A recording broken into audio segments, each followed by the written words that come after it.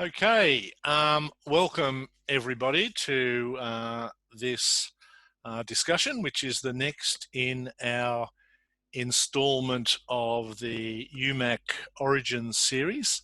The UMAC Origins series is something that the current committee of UMAC, which is an international committee of ICOM for university museums and collections, has started doing. You've probably already seen some of the discussions that we've had with various guests on our UMAC ICOM channel. And we're doing this as part of a commemoration or a celebration, if you like, of 20 years existence of UMAC as an international committee of ICOM.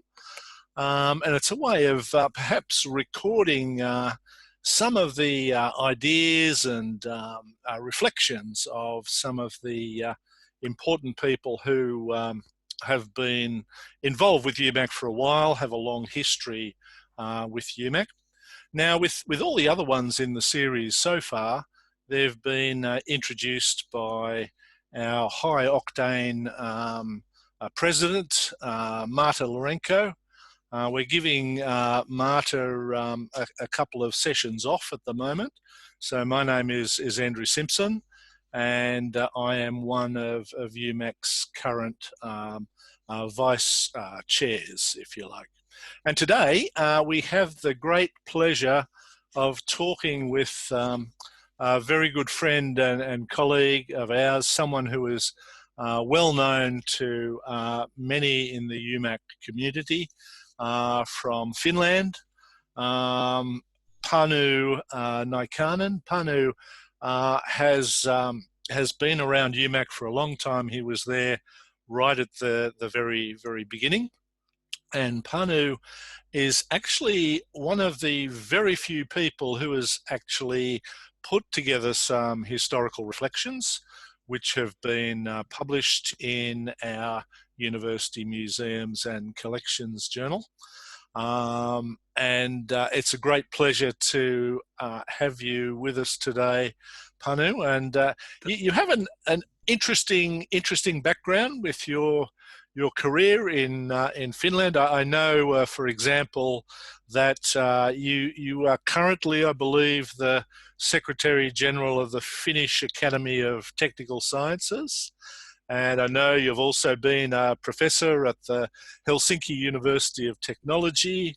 I know you did your PhD at Helsinki, and I know that because at the University of Helsinki, I know that because when I was lucky enough to visit Helsinki a few years ago, you showed me the desk where you did a lot of your PhD research from, which was lovely. So anyway, welcome, Panu, and perhaps we could start off with just for those of you who may not have heard of Panu, who may not have met Panu before. Perhaps, Panu, you could just tell us a little bit about yourself and your career and your background and how you got to become interested in university museums and collections. Okay, thank you, Andrew. It's a pleasure to meet you by the internet.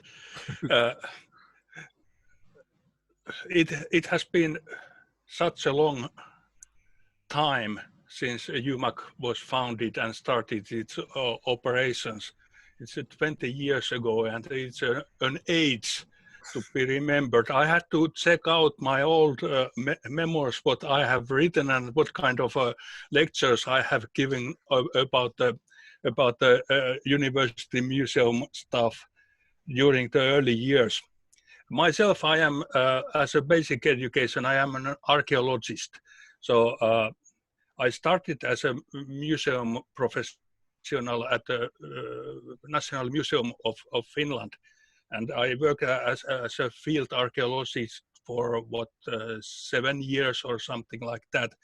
And after that, I just jumped into the research of history of science, and that was quite a lot because of my old Professor Päiviö Tommila, who was able to grab me to his research team during the celebration of Helsinki University 350 years anniversary. Mm-hmm. And during that time, I found out that my background as a museum worker, I had a possibility to take something out of the old scientific collections of University of Helsinki when I was writing my PhD work of the history of oil chemistry in Finland.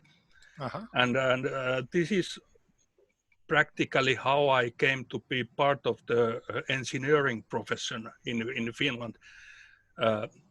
I published my PhD work on the year 2000, and soon after that I was hired as a researcher to the Helsinki University of Technology, and my task was to figure out what is the background of Helsinki University of Technology that was founded on 1847, and it was quite a hazy thing, and people didn't understand what was the background of the society, and what is the background of the engineering sciences in Finland. Mm-hmm. And this is how I got myself into the campus of Otaniemi here in Helsinki. And in the first place, I started to work as a historian, but it didn't take long before I understood that there was a huge collections of scientific instruments at the Otaniemi campus too, and they were not in any kinds of catalogs, and there was not a museum. So I had just to explain to my bosses that what kind of a treasure you have here that is not known to the researchers of nowadays engineering sciences or the great public in general. I was planning to come to Barcelona on 2009 and to Sydney in 2002, but that was not possible on that time. But I joined the UMAC organization in Oklahoma on 2003. So I believe Peter Tyrrell was the first person of the founding fathers of UMAC I met, and it's quite possible that you, Andrew, was the second one. So, and for me, this meeting of you in Oklahoma in Norman, near the Oklahoma City, it was like opening the doors to a world that I was looking for. I did not on that time understand about so much about the structure of the international university organizations or anything, and suddenly I met you, and you were talking just about these questions I had been getting around in my head for a few years' time. So it was a very pleasant meeting for me. And since that, and for me as well too. Thank you. So it was really a game changer in my career as a researcher of university history. Yep. I think it's very interesting because round about that time, and in fact you write about it in your article, that perhaps during the late 1990s, there was lots of people making similar sorts of discoveries that both of us were in different parts of the world.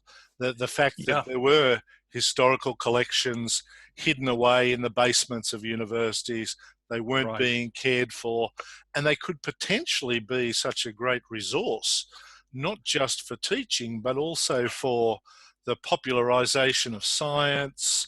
They could actually, the collections, if they were used correctly or creatively, could actually be used to promote the whole idea of the university and the whole idea of research. And role that universities play.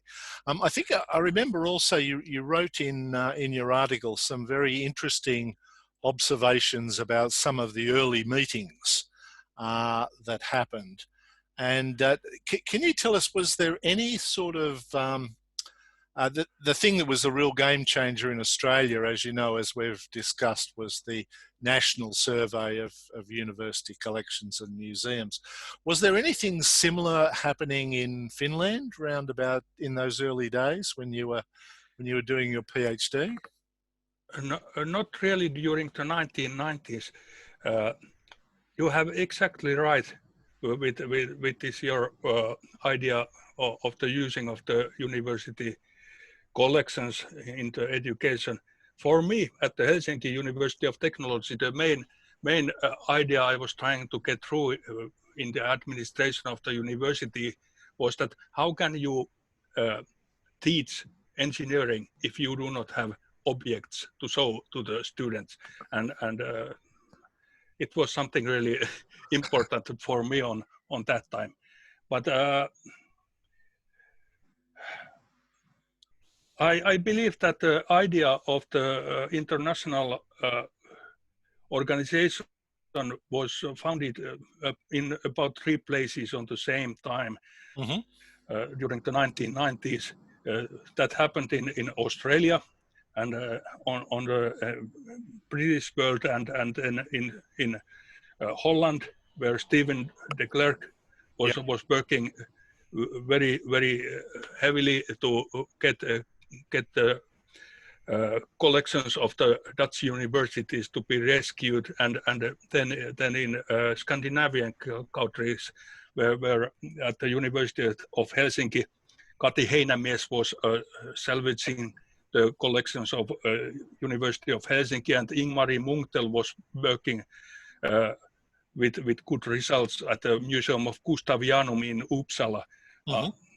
And the basics of the work were about the same in all the places. The first problem was, I believe, for everyone, was to rescue the collections that were going to be destroyed by the administration, who were very much looking on only the financial basis of the work in the universities. And when that was done, it was able to look a bit around you. When you had your collections, and you could say, "This is mine, don't touch my collection," and then you could be checking around.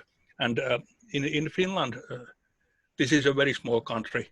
We have practically about 5 university museums. The most of them are collections of natural history and biology, but there is a wonderful collection of cultural history in University of Jyväskylä in central Finland, and then the Helsinki University, and then we had this rapidly growing collections in Otaniemi campus area, and we created a sort of a unofficial network of Finnish museums here. It was never officially founded, but we met about each other perhaps 5 times a year. One of us asked the other people to come to visit the host university, and then we discussed over the problems and what was happening, and this was very important for us, because we were able to make a contact together to the international community that was presented by UMAC. Yep, it's very interesting the way you talk about that. Is the kind of, first there is the realization that there are threats to the collection, and then the reaction to that is to form a local network and see what sort of see whether other people are facing the same threats, and that seems to be the same sort of story that happened in a number of countries. And well, you mentioned a few where we know there were people actively working on national projects like Stephen de Klerk Right. and others. And in Australia, it was the same story during the 1990s. That the first thing seemed to be to actually find out what sorts of collections were in the university system, because nobody really had any idea, or it would be anecdotal, and quite often it would be even the leadership of universities would have no idea of what material collections were in their care.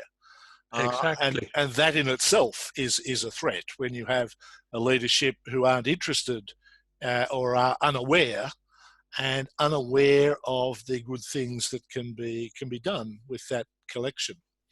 So yeah, it's very interesting that there seems to be this similar history at a national level, all round about the time of the formation of the international group.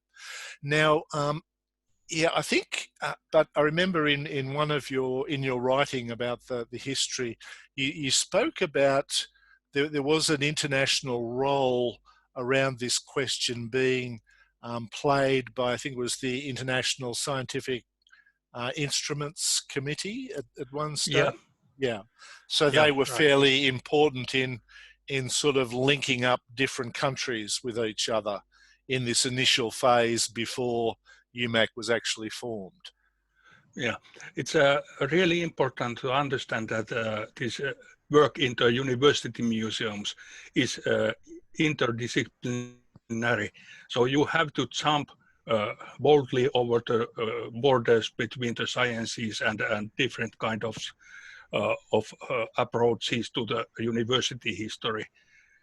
For me, I checked out one of my old lectures to the Helsinki University of Technology, and I found out that I have been using the university historical collections quite a lot as an educational means when I was trying to explain the students of the university and the professors of the university that who are you? This is your identity, and this is something the Association for the Historic Instruments that is still working. They do not do that much. This was more like a work at the UMAC or at the university history associations. That there are several ones working globally and in Europe, and during the late 2000, it was 2008, 2009, I believe in the UMAC meetings there started to be discussions over the institutions of memory, like archives, libraries, and the historic collections, how we should take all of them together and use that as a part of the resources to the university research of the university history, and I believe that has been one of the most important innovations in the history of UMAC, and this is exactly what they have now done. For example, at the University of Jyväskylä, and it's working really nice at the moment. This is something you should be really doing. Yeah, Jyväskylä, of course, was fantastic. That was one of the universities that we visited in 2017 during the conference in Finland. I think, yeah, what you say is very interesting, because the ability to use collections to tell a specific institutional narrative is really something that can only be done by people with a museum background or at least an understanding of museology, and the ability to link up as you say, across the disciplines with different researchers, all as a way of developing a sense of institutional narrative, I guess, if you like. Yeah, on these kind of discussions, I had a huge advantage on my basic education as an archaeologist and a geologist. So I was able somehow to understand how you can get these things together. Yep, fantastic stuff. Maybe, yeah, we'll talk about some of the early meetings you attended. You said that the first one you went to was you weren't in Sydney. Sydney was a very entertaining meeting. Hopefully we'll get a chance to talk to some people who were there. But the first one you went to was Oklahoma. There was a big contingent from my university at Oklahoma, because at that time we were very fortunate to have a Vice-Chancellor who was quite supportive of us as university museum people. And so I think she sent about 8 of us to Oklahoma. So to both the Americans and the Europeans, it might have seemed like Australia was really blossoming in terms of its interest in university museums, but we were mostly from the one institution. But yes, Oklahoma was good, and I guess the interesting thing that was done there was that massive amount of money at the time that was raised from private philanthropy to support the building of the Sam Noble Museum of Natural History. Quite an achievement, largely down to Michael Mares and colleagues, as we know. But I remember when Michael's spoken to us, he said that the big selling point was of building the new museum was so that they could tell their own stories. So in a way, even though he was establishing a museum of natural history that was going to be support the whole region, it was still a university museum, and it was still a profound statement about what the university did and its responsibility to develop or help to develop a scientifically literate public as well. So there's kind of lots of responsibilities there to not only to understand your own history and the sort of institution you are, but also the ability to be able to convey that story quite widely. Oklahoma and 2000. What was the next one you attended after Oklahoma, Panu? It was the Seoul on 2004. Yes, yep, that was an interesting one. Like Oklahoma for me was like an eye opener. And then I came to Seoul 2004, and it was the ICOM general meeting, and it was like I dropped my jaw because for me it was the first time to visit Asia, and then I started to understand the power of the universities in the world, and even though I was in middle of a very strange culture, I believe in Seoul, I started to see that the university is a power. It is an institution that has a power to change the society and power to change the whole world.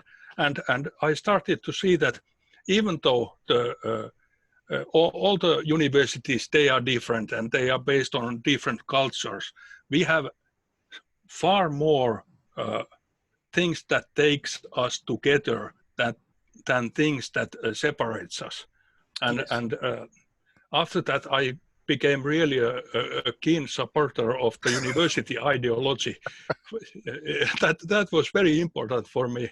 Yep, that's excellent. I think you've hit on the very important point that universities are one of our oldest form of organisation in the world, and as you say, it's a type of organisation that appears across all sorts of different cultures and different cultural groups. And it seems to have, the university seems to have the same purpose wherever it is manifest as an organisation. It's all about the progress of the society, all about knowledge and the development of new knowledge and the transmission of that knowledge to the broader society. The Seoul meeting was very interesting. I remember I was particularly impressed at Seoul by hearing a paper by Stephen de Klerk, who we've mentioned before, who I think at that stage his project in the Netherlands about trying to save a lot of the geology collections and pull them together into a reference collection was well underway. The discussions were about the geological collections and collections of insects. I remember discussions over the research on genetics and banana flies. Mm-hmm. And someone said that, okay, we have a theory about the genetics now, but what happens when this theory is not complete or it is totally wrong? What can we do if we destroy the collections of banana flies we have been collecting for 250 years? Exactly. So it would be a disaster. Yeah. And this is one of the basics of the university museums. The university museums, they are not only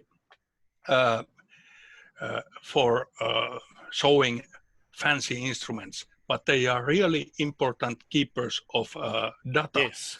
All kinds of data that is hidden into the biological collections and technical collections and things like that. That's very true. That's I think is an excellent point. In a way, part of our role working in a university museum is to convince the university leadership that the collections you have are actually research infrastructure in a way.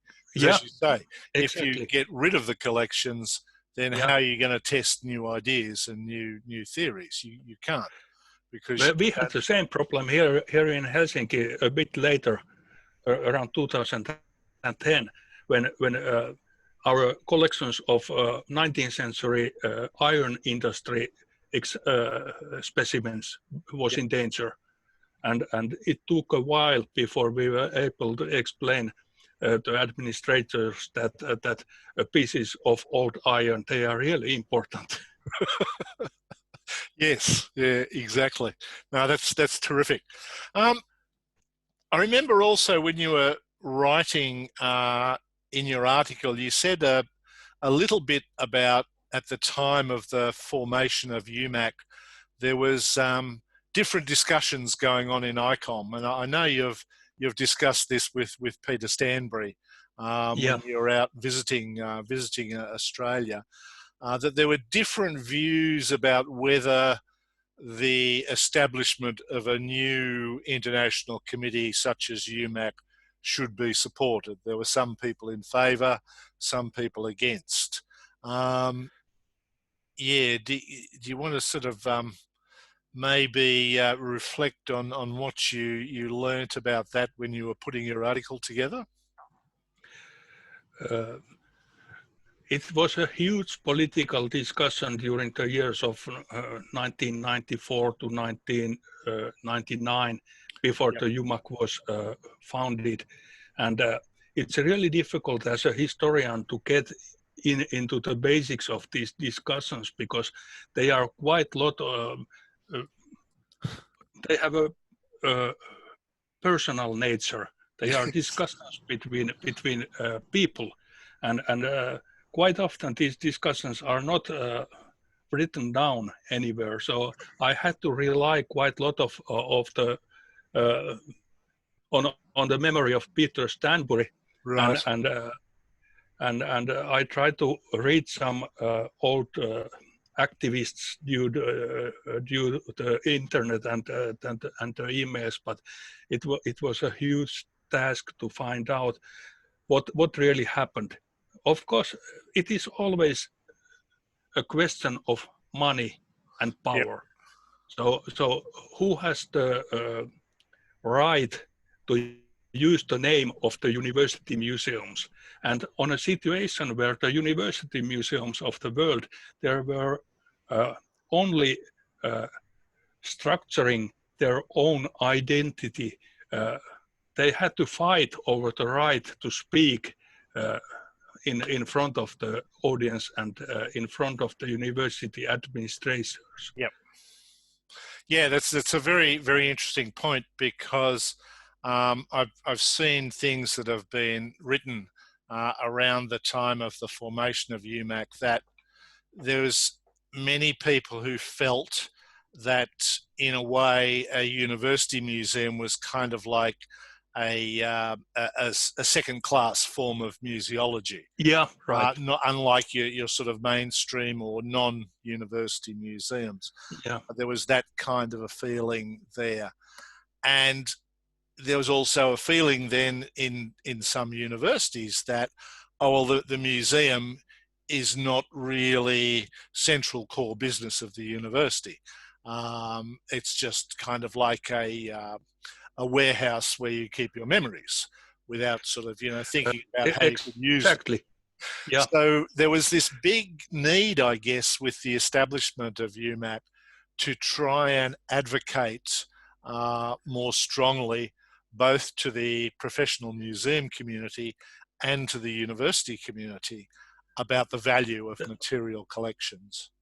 There is this ages-old discussion that when does a collection built for the research becomes to be a museum collection?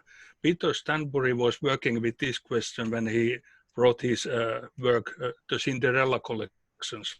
Yep. That is quite an early work concerning the Australian University Museums situation in early 1990s. Yep.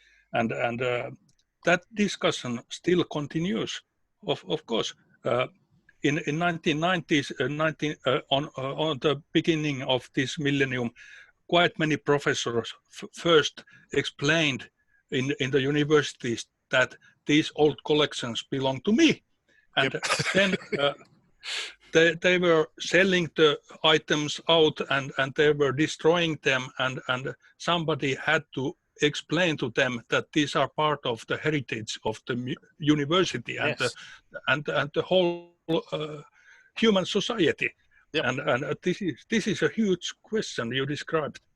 Yeah, and if you destroy them, then you're also destroying your ability to tell stories in the future about the university, right. And about all sorts of other things associated with research.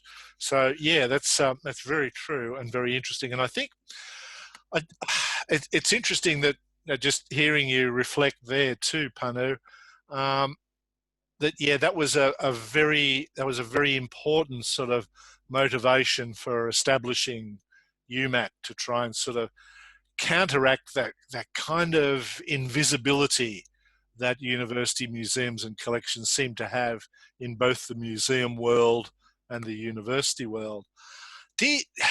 As somebody who's been associated with UMAC for a long time, do you think that has been partially resolved now, or do you think there's still more work to be done? I'm sorry, that's a very difficult question. I know. That's almost really an impossible question. Yeah. In some places, the things have been getting on quite nicely. Yep. And I believe that the general understanding of the work university museums are doing is getting better all the time. But the basic problems still exist, like who has the responsibility to keep the old collections, who is paying of them, and in especially during these economic recessions and this COVID pandemic during this year, the problems concerning the costs that the university museums have Yes. they have been coming back again. Yes. I told to one friend of mine that I have had to take out some questions I was going through during the early 2000 and 2003, 2004. I thought that these questions were already solved and forgotten, but they have popped out again. And so we have to keep on explaining to people why we are doing this, what we are doing. I think that's a very good point. And with the current sort of catastrophe that the world is going through, as you say, the economic pressures on universities are immense. And we certainly know at the moment that in the United States, there's lots of university art museums who are fearing that the leadership will just sell off collections as a way of, monetizing the collections to get sort of money to keep going, many of them. And there's certainly even many predictions that many universities might not even survive the current downturn. So yeah, I think you're right. And although there has been some progress in some areas, there has been there's still a lot more work to be done, and that, as you say, a lot of the old problems that we thought might have been vanquished have possibly reappeared at this difficult time. Yeah. Well, for me, it has been a pleasure to see that in many countries in Southern America or in Asia, the university museums have been getting to be a part of the larger educational construction. Yes. Like in Philippines, where our friend Isidro Abanyo was working for years to get the university museums of University of South Thomas to get a more institutionalized position. They have been developing rapidly. Yep. I think it's really, you're right. I think particularly where you have some individuals with lots of drive who realize the importance and the value of collections to universities, that's when you can see some sort of good things happen and some good things changing. And look, it was very enjoyable to come to Helsinki in 2017. I certainly hope that there will be a time after COVID when we're all allowed to travel again, and I hope so. UMAC re-establishes its annual conference. We were, of course, hoping that many people would be coming to Sydney this year in 2020 for the UMAC conference, but hopefully next time in 2023, I think we might be able to do that, because there's some interesting things going on in Australia with university museums. But again, as you say, it's also patchy. In some places, there are good things being done. There is good awareness of what you can do with university collections, and in other places, there's still a way to go. I was, before our discussion, Panu, I was going through some of my old photographs. So I'd just like to try and share my screen now and see if I can show you some of these from the conference in Finland a few years ago. So how's that? Can you see that yet? No, nothing is happening. My Zoom is fairly primitive. How about that? Can you see anything? No, only you. Oh, that's very disappointing.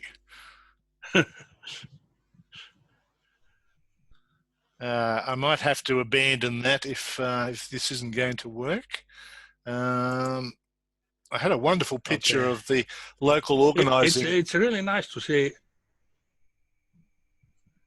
committee. Yeah, you still can't see anything there? No, nothing happens. Okay, my apologies for that. I shall... Yeah. To find out that when UMAC 2007 internet pages, they are still up there and open to the public.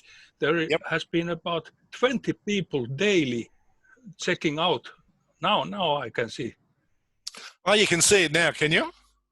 Yeah, Oh, you have started screen sharing. It has a text. Oh, that is good. Okay, we'll just sort of see that first image there is, I think, is your local organising committee, I believe. I can't see that. It's only black and saying that you are sharing a screen. The technology might have defeated me, I'm afraid, Panu. Now something happens. No. Yes, there is. That's me. Okay, yes, you are sitting in a very famous seat there, I believe. Yeah, this is one of the oldest artifacts of the University of Helsinki. It is from when the university was founded on it was of the university. I think it's like the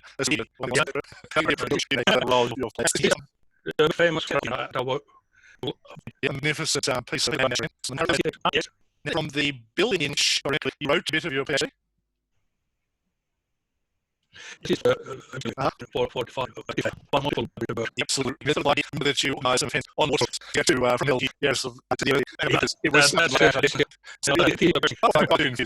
finally the shot of the University of Helsinki. I think the museum narrative, and I love the fact also the institution you start through the museum. That's true. The fire last summer. It's now the future for he was working heavily on that, and there's yes, behind that. Barbara, around the conference, and the other bit I just put that in to show how lovely it was. From early spring when I visited Helsinki. I believe it was in February because there is some snow and ice on the street. Yep, I'm actually cheating by putting that one in there. I realise it wasn't anything like that during the conference. Yeah. It was very slippery. I remember that. Yeah. Look, Panu, if we might sort of wrap it up there. I think it's been absolutely delightful to talk to you and likewise hear some of your sort of thoughts about UMAC and the role it's played. And I definitely believe that, as you've said, there's still lots more work that needs to be done. And there are still lots of places in the world where UMAC is not known. We don't have much of a presence in Africa or in India and in some other parts as well. In Russia. Yes, in Russia. I took part up to now, I believe, 16 UMAC meetings all around the world. And it has been a pleasure to visit every place of them. And I have very warm memories of all the places I have been. Same here. I don't think I've been to as many as you have. I think you are a real marathon runner when it comes to attending UMAC meetings, and I congratulate you for that. And hopefully there'll be plenty more to go to too. And it's interesting too, as you know, was identified by you early on. The same sort of problems and the same sort of issues seem to happen all around the world. Right. And we just keep on discovering that the longer UMAC goes on for, the more we find the same sort of issues and the same problems. Okay, Panu, I better let you go now. But thank you very much for talking with us, and I look forward to a time when I will be able to meet you in person and not over this rather sort of clunky Zoom interface. But it's been great to catch up and spend some time with you. Thank you, Andrew. This was a pleasure, and you are always welcome to Finland. Okay.